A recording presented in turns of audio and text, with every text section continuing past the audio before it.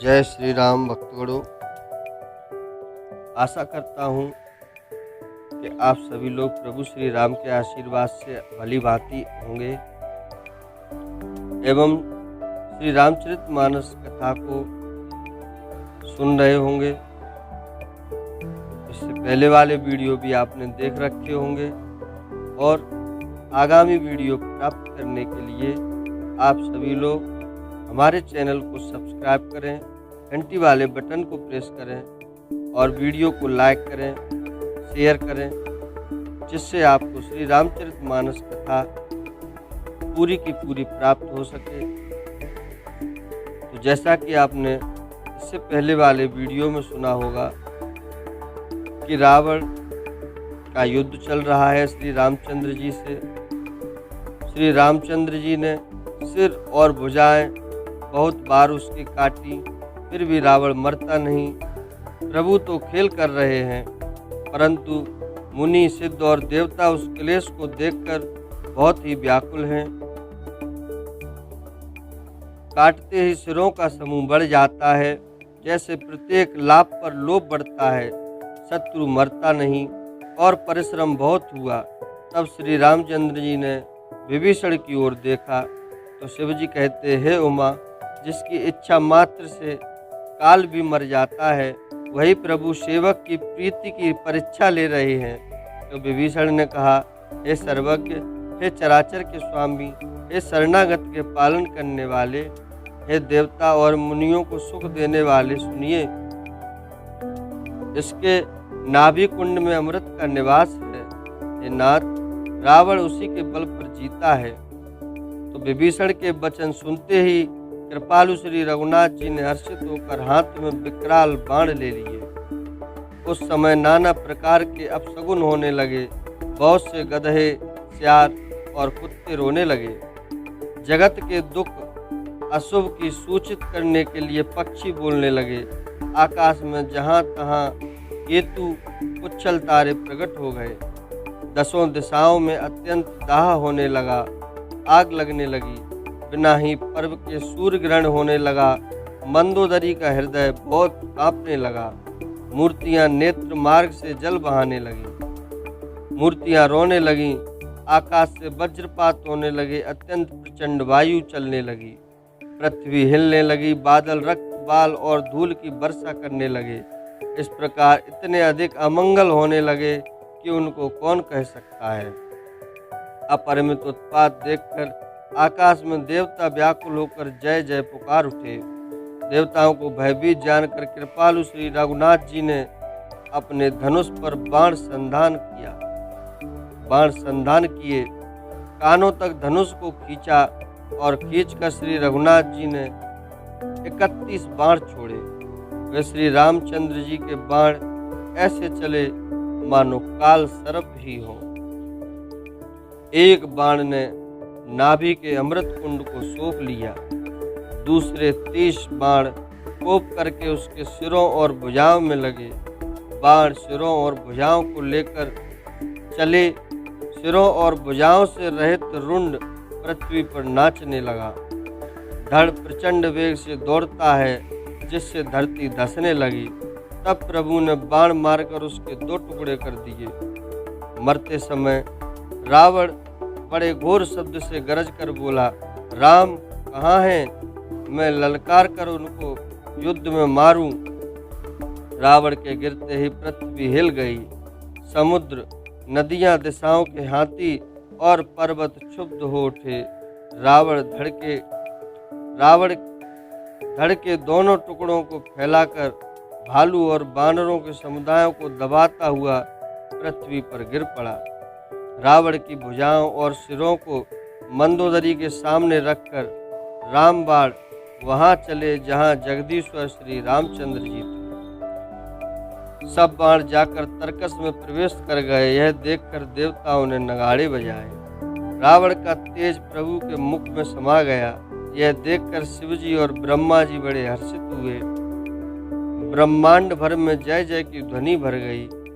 प्रबल भुजदंड वाले श्री रघुवीर की जय हो। देवता और मुनियों के समूह फूल बरसाते और कहते हैं, कृपालु की जय हो, मुकुंद की जय हो, जय हो। हे कृपा के कंद, हे मोक्षदाता मुकुंद, हे राग द्वेष हर्ष शोक जन्म मृत्यु आदि द्वंद्वों को हरने वाले, हे शरणागतों को सुख देने वाले प्रभु, हे दुष्ट दल को विदीर्ण करने वाले, हे कारणों के भी परम कारण, हे सदा करुणा करने वाले, हे सर्वव्यापक प्रभु, आपकी जय हो। देवता हर्ष में भरे हुए पुष्प बरसाते हैं, गमागम नगाड़े बज रहे हैं और रणभूमि में श्री रामचंद्र जी के अंगों ने बहुत से कामदेवों की शोभा प्राप्त की। इस प्रकार रावण का वध हुआ। बोलो श्री रामचंद्र भगवान की जय। सिर पर जटाओं का मुकुट है, जिसके बीच बीच में अत्यंत मनोहर पुष्प शोभा दे रहे हैं, मानो नीले पर्वत पर बिजली के समूह सहित नक्षत्र सुशोभित हो रहे हैं। श्री राम जी अपने भुजदंडों से बाण और धनुष फैला रहे हैं। शरीर पर रुद्र के कण अत्यंत सुंदर लगते हैं, मानो तमाल के वृक्ष पर बहुत सी ललमुनियां अर्थात चिड़िया अपने महान सुख में मग्न हुई निश्चल बैठी हों। प्रभु श्री रामचंद्र जी ने कृपा दृष्टि की वर्षा करके देव समूह को निर्भय कर दिया। बानर भालू सब हर्षित हुए और सुखधाम मुकुंद की जय हो ऐसा पुकारने लगे। पति के सिर देखते ही मंदोदरी व्याकुल हो और मूर्छित होकर धरती पर गिर पड़ी। स्त्रियां रोती हुई उठ दौड़ी और उस मंदोदरी को उठाकर रावण के पास आईं।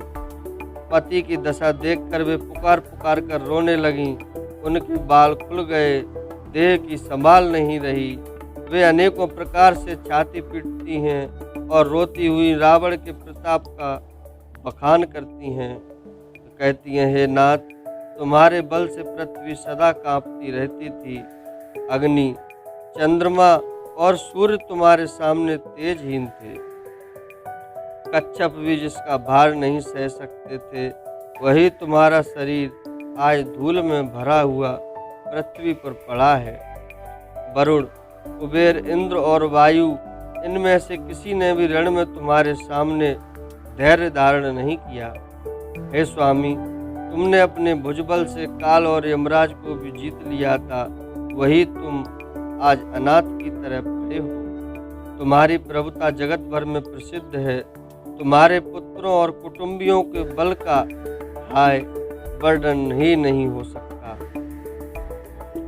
श्री रामचंद्र जी के विमुख होने से ही तुम्हारी ऐसी दुर्दशा हुई कि आज कुल में कोई रोने वाला भी नहीं रह गया। हे नाथ, विधाता की सारी सृष्टि तुम्हारे बस में थी। लोकपाल सदा भयभीत होकर तुमको मस्तक नवाते थे, किंतु हाय, अब तुम्हारे सिर और भुजाओं को गीदड़ खा रहे हैं। राम विमुख के लिए ऐसा होना अनुचित भी नहीं है, अर्थात उचित ही है। हे पति, काल के पूर्ण वश में होने से तुमने किसी का कहना भी नहीं माना और चराचर के नाथ परमात्मा को मनुष्य करके जाना। दैत्य रूपी वन को जलाने के लिए अग्नि स्वरूप साक्षात श्री हरि को तुमने मनुष्य करके जाना। शिव और ब्रह्मा आदि देवता जिनको नमस्कार करते हैं, उन करुणामय भगवान को हे प्रियतम तुमने नहीं भजा। तुम्हारा यह शरीर जन्म से ही दूसरों से द्रोह करने में तत्पर तथा पाप समूह में रहा।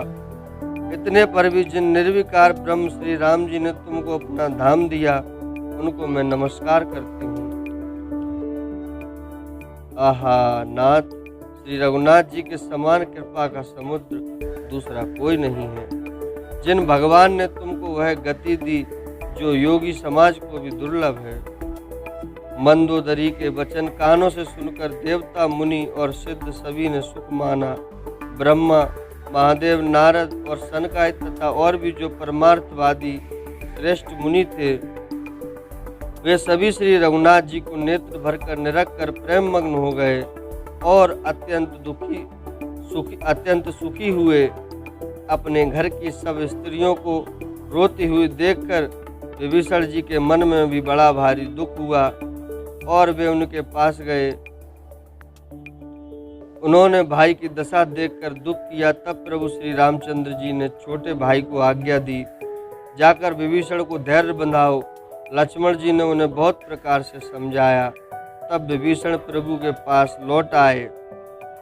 प्रभु ने उनको कृपापूर्ण दृष्टि से देखा और कहा, सब शोक त्याग कर रावण की अंत्योष्टि करो। प्रभु की आज्ञा मानकर और हृदय में देश और काल का विचार कर कर विभीषण जी ने विधि पूर्वक सब क्रिया की। मंदोदरी आदि सब स्त्रियां उसे तिलांजलि देकर मन में श्री रघुनाथ जी के गुण समूहों का वर्णन करती हुई महल को गईं। सब क्रिया कर्म करने के बाद विभीषण जी ने आकर पुनः सिर नवाया। तब कृपा के समुद्र श्री राम जी ने छोटे भाई लक्ष्मण जी को बुलाया। श्री रघुनाथ जी ने कहा कि तुम वानर राज सुग्रीव, अंगद, नल, नील, जाम्बान और मारुति सब नीति निपुण लोग मिलकर विभीषण जी के साथ जाओ और इन्हें राज तिलक कर दो। पिताजी के वचनों के कारण मैं नगर में नहीं आ सकता, पर अपने ही समान बानर और छोटे भाइयों को भेजता हूँ। प्रभु के वचन सुनकर बानर तुरंत चले और उन्होंने जाकर राज तिलक की सारी व्यवस्था की। आदर के साथ विभीषण जी को सिंहासन पर बैठाकर राज तिलक किया और स्तुति की। सभी ने हाथ जोड़कर उनको सिर नवाए। तदंतर विभीषण जी सहित सब प्रभु के पास आए। तब श्री रघुवीर जी ने वानरों को बुला लिया और प्रिय वचन कहकर सबको सुखी किया। भगवान ने अमृत के समान यह वाणी कहकर सबको सुखी किया कि तुम्हारे ही बल से यह प्रबल शत्रु मारा गया और विभीषण जी ने राज्य पाया। इसके कारण तुम्हारा यश तीनों लोकों में नित्य नया बना रहेगा। जो लोग मेरे सहित तुम्हारी सुकीर्ति को परम प्रेम के साथ गाएंगे, वे बिना ही परिश्रम इस अपार संसार सागर का पार पा जाएंगे। प्रभु के वचन कानों से सुनकर वानर समूह तृप्त नहीं होते। वे सब बार बार सिर नवाते हैं और चरण कमलों को पकड़ते हैं। फिर प्रभु ने हनुमान जी को बुला लिया। भगवान ने कहा, तुम लंका जाओ, जानकी को सब समाचार सुनाओ और उसका कुशल समाचार लेकर तुम चले आओ। तब हनुमान जी नगर में आए। यह सुनकर राक्षस राक्षसी उनके सत्कार के लिए दौड़े। उन्होंने बहुत प्रकार से हनुमान जी की पूजा की और फिर श्री जानकी जी को दिखला दिया।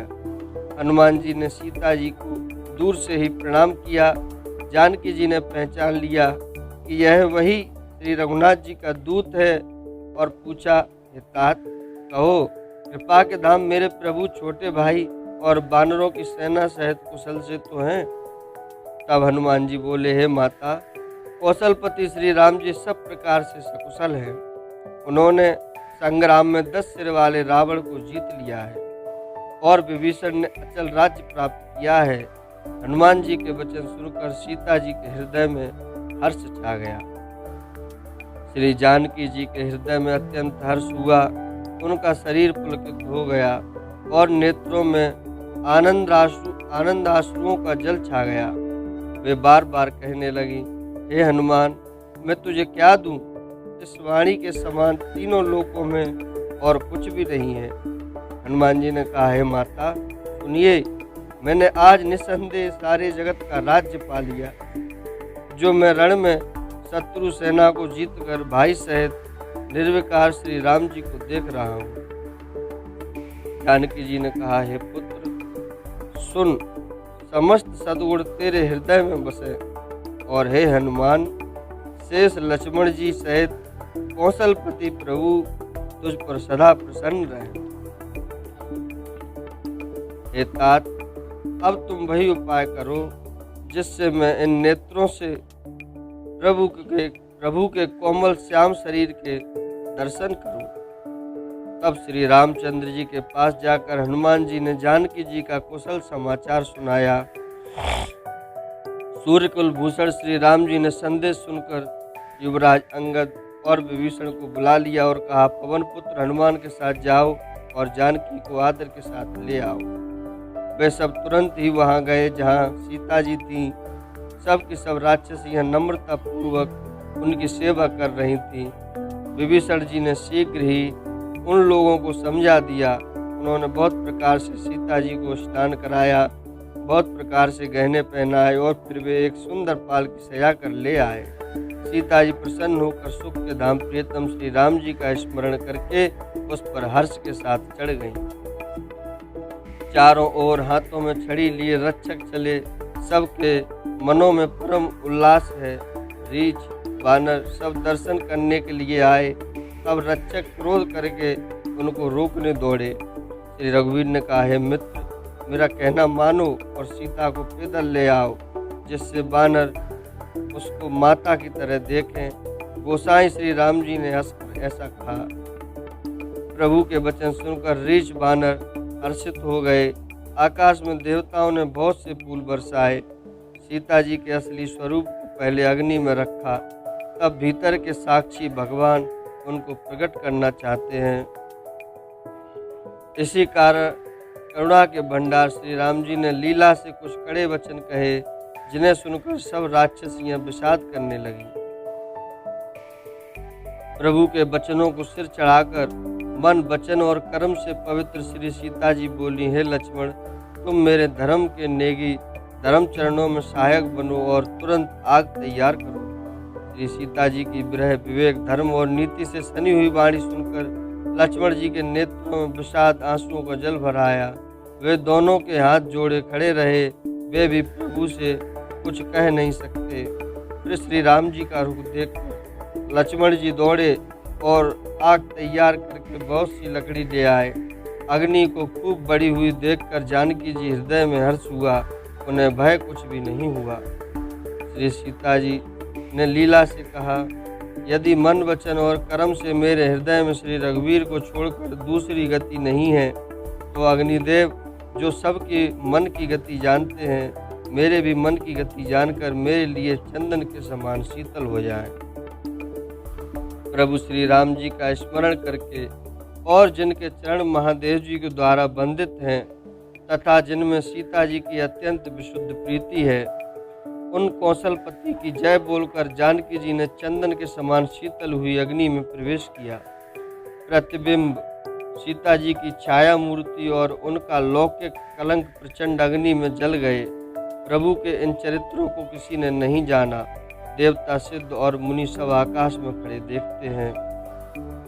तब अग्नि ने शरीर धारण करके वेदों में और जगत में प्रसिद्ध वास्तविक श्री सीता जी का हाथ पकड़ उन्हें श्री राम जी को वैसे ही समर्पित किया जैसे क्षीर सागर ने विष्णु भगवान को लक्ष्मी समर्पित की थी। वे श्री सीता जी श्री रामचंद्र जी के वाम भाग में विराजित हुई। उनकी उत्तम शोभा अत्यंत ही सुंदर है, मानो नए खिले हुए नील कमल के पास सोने के कमल की कली सुशोभित है। देवता हर्षित होकर फूल बरसाने लगे, आकाश में डंके बजने लगे, किन्नर गाने लगे, विमानों पर चढ़ी अप्सराएं भी नाचने लगी। श्री जानकी जी सहित प्रभु श्री रामचंद्र जी की अपरिमित और अपार शोभा देखकर रीछ वानर हर्षित हुए और सुख के साथ श्री रघुनाथ जी की जय बोलने लगे। तब श्री रघुनाथ जी की आज्ञा पाकर इंद्र का सारथ माताल चरणों में सिर नवाकर रथ लेकर चला गया। तदंतर सदा के स्वार्थी देवता आए। वे ऐसे वचन कह रहे हैं मानो बड़े परमार्थी हों। हे दीनबंधु, हे दयालु रघुराज, हे परमदेव, आपने देवताओं पर बड़ी दया की। विश्व के द्रोह में तत्पर यह दुष्ट कामी और कुमार्ग पर चलने वाला रावण अपने ही पापों से नष्ट हो गया। आप समरूप ब्रह्म अविनाशी नित्य एकरस स्वभाव से ही उदासीन, शत्रु मित्र भाव रहित, अखंड निर्गुण, मायक गुणों से रहित, अजन्मा, निष्पाप, निर्विकार, अजय, अमोघ शक्ति, जिनकी शक्ति कभी व्यर्थ नहीं होती और दयामय है। आपने ही मत्स्य, कच्छप, वाराह, नरसिंह, वामन और परशुराम के शरीर धारण किए हैं। नाथ, जब जब देवताओं ने दुख पाया तब तब उनके शरीरों को अनेकों शरीर धारण करके आपने ही उनका दुख नाश किया। यह दुष्ट मलिन हृदय देवताओं का नित्य शत्रु, काम, लोभ और मद के परायण तथा अत्यंत क्रोधी था। ऐसे अधमों के शिरोमणि ने भी आपका परम पद पा लिया। इस बात का हमारे मन में आश्चर्य हुआ। हम देवता श्रेष्ठ अधिकारी होकर भी स्वार्थ परायण हो आपकी भक्ति को भुलाकर निरंतर भवसागर के प्रवाह जन्म मृत्यु के चक्कर में पड़े हैं। अब हे प्रभु, हम आपकी शरण में आ गए हैं, हमारी रक्षा कीजिए। विनती करके देवताओं और सिद्ध सब जहाँ के तहाँ हाथ जोड़े खड़े रहे। तब अत्यंत प्रेम से पुलकित शरीर होकर ब्रह्मा जी स्तुति करने लगे। हे नित्य सुखधाम और दुखों के हरने वाले हरि, हे धनुष बाण धारण किए हुए श्री रघुनाथ जी, आपकी जय हो। हे प्रभु, आप भव रूपी हाथी को विदीर्ण करने के लिए सिंह के समान हैं। हे नाथ, हे सर्वव्यापक, आप गुणों के समुद्र और परम चतुर हैं। आपके शरीर की अनेकों कामदेवों के समान परंतु अनुपम छिपी है। सिद्ध मुनीश्वर और कवि आपके गुण गाते रहते हैं। आपका यश पवित्र है। आपने रावण रूपी महासर्प को गरुड़ की तरह क्रोध करके पकड़ लिया। हे प्रभु, आप सेवकों को आनंद देने वाले, शोक और भय का नाश करने वाले, सदा क्रोध रहित और नित्य ज्ञान स्वरूप हैं। आपका अवतार श्रेष्ठ, अपार, दिव्य गुणों वाला, पृथ्वी का भार उतारने वाला और ज्ञान का समूह है। किंतु अवतार लेने पर भी आप नित्य, अजन्मा, व्यापक, एक और अनादि हैं। करुणा की खान श्री रामचंद्र जी, मैं आपको बड़े ही हर्ष के साथ नमस्कार करता हूँ। हे रघुकुल के आभूषण, हे दूषण राक्षस को मारने वाले तथा समस्त दोषों को हरने वाले, विभीषण दीन था, उसे आपने लंका का राजा बना दिया। हे गुण और ज्ञान के भंडार, हे मान रहित, हे अजन्मा, व्यापक और मायक विकारों से रहित श्री राम, मैं आपको नित्य नमस्कार करता हूँ। आपके भुजदंडों का प्रताप और बल प्रचंड है। दुष्ट समूह के नाश करने में आप परम निपुण हैं। हे बिना ही कारण दीनों पर दया तथा उनका हित करने वाले और शोभा के धाम, मैं श्री जानकी जी सहित आपको नमस्कार करता हूँ। आप भवसागर से तारने वाले हैं। कारण रूपा प्रकृति और कार्य रूप जगत दोनों से परे हैं और मन से उत्पन्न होने वाले कठिन दोषों को हरने वाले हैं। आप मनोहर बाण, धनुष और तरकस धारण करने वाले हैं। लाल कमल के समान रक्तवर्ण आपके नेत्र हैं। आप राजाओं में श्रेष्ठ, सुख के मंदिर, सुंदर श्री लक्ष्मण जी के वल्लभ तथा मद, काम और झूठी ममता के नाश करने वाले हैं। आप अनिद्य या दोष रहित हैं, अखंड हैं, इंद्रियों के विषय नहीं हैं। सदा सर्वरूप होते हुए भी आप वह सब कभी हुए ही नहीं, ऐसा वेद कहते हैं। यह कोई दंत कथा मेरी कल्पना नहीं है। जैसे सूर्य और सूर्य का प्रकाश अलग अलग है और अलग नहीं भी है, वैसे ही आप भी संसार से भिन्न तथा अभिन्न दोनों ही हैं। हे व्यापक प्रभु, ये सब बानर कृतार्थ रूप हैं। ये सब बानर कृतार्थ रूप हैं जो आदर पूर्वक ये आपका मुख देख रहे हैं। और हे हरि, हमारे अमर जीवन और देव दिव्य शरीर को धिक्कार है जो हम आपकी भक्ति से रहित हुए संसार में भूले पड़े हैं। हे दीन दयालु, अब दया कीजिए और मेरी उस विभेद उत्पन्न करने वाली बुद्धि को हर लीजिए, जिससे मैं विपरीत कर्म करता रहूं और जो दुख हैं उसे सुख मानकर आनंद से विचरता रहूं। आप दुष्टों का खंडन करने वाले और पृथ्वी के रमणीय आभूषण हैं। आपके चरण कमल श्री शिव पार्वती जी द्वारा सेवित है। हे राजाओं के महाराज, मुझे यह वरदान दीजिए कि आपके चरण कमलों में सदा मेरा कल्याणदायक अनन्य प्रेम हो। इस प्रकार ब्रह्मा जी अत्यंत प्रेम पुलकित शरीर से विनती की। शोभा के समुद्र श्री राम जी के दर्शन करते करते उनके नेत्र तृप्त ही नहीं होते थे। तो भक्तों, अभी के लिए श्री रामचरितमानस कथा को विराम देते हैं और आपसे एक बार नया अनुरोध कि हमारे सारे वीडियो प्राप्त करने के लिए हमारे वीडियो को, चैनल को सब्सक्राइब करें, घंटी वाले बटन को प्रेस करें, वीडियो को लाइक करें, शेयर करें। और आप सभी को एक बार फिर से जय श्री राम।